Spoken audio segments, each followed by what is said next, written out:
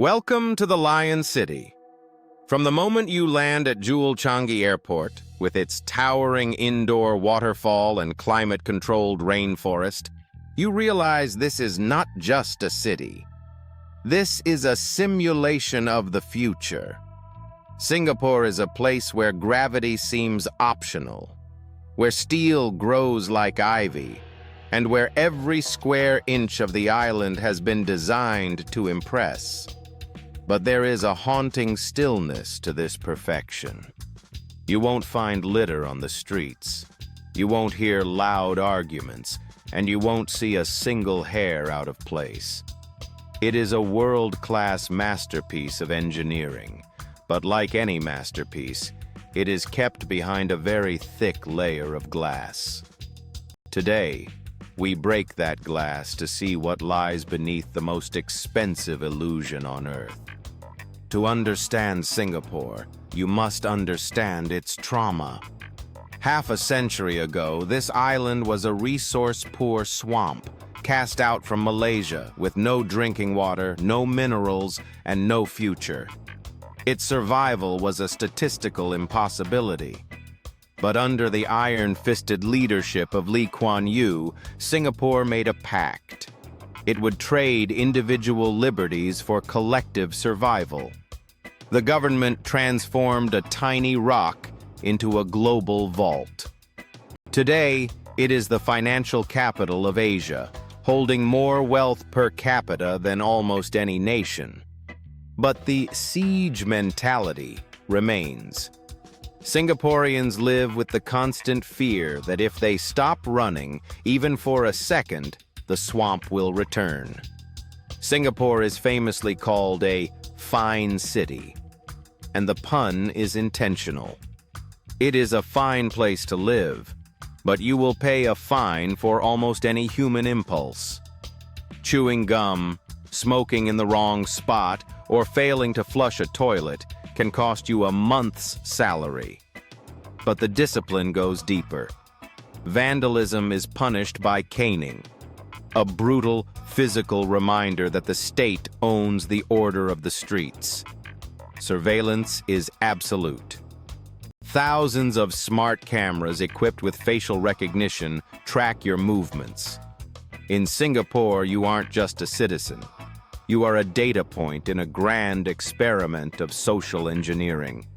Safety is the reward, but total transparency is the price. The Singaporean dream is built on the 5 C's: car, cash, condo, credit card, and country club. It is a society driven by kiasu, a Hokkien word meaning the fear of losing out. From the age of 6, children are funneled into a high-pressure education system that determines their entire future. The competition is relentless. In a city where a simple Toyota can cost $150,000 due to government permits, COE, and a modest apartment costs a fortune, wealth is not a luxury. It is a survival requirement. The skyscrapers are beautiful, but they are built on the backs of a population that is consistently ranked as one of the most stressed in the world. We are halfway through our journey into the soul of the Lion City. If you find this deep dive analysis valuable and want to see more documentaries that challenge the surface-level travel narrative, hit the subscribe button and turn on notifications. We are deconstructing the world's most elite cities, one brick at a time. Now let's go to the places the tourists aren't allowed to see. Look at the Marina Bay Sands. Look at the Jewel. Now look at the hands that built them. Singapore's luxury is supported by an invisible army of nearly 300,000 migrant workers. While the city glitters, these men live in massive dormitories on the fringes of the island. They work 10-hour shifts in the suffocating tropical heat for a fraction of a local's salary. They are the backbone of the miracle, yet they exist in a separate reality. They build the condos they will never enter and the parks they will never relax in. To understand Singapore's wealth, you must look at the divide between those who enjoy the perfection and those who are consumed by its creation. Singapore calls itself a city in a nature reserve, but the nature here is as engineered as the finance.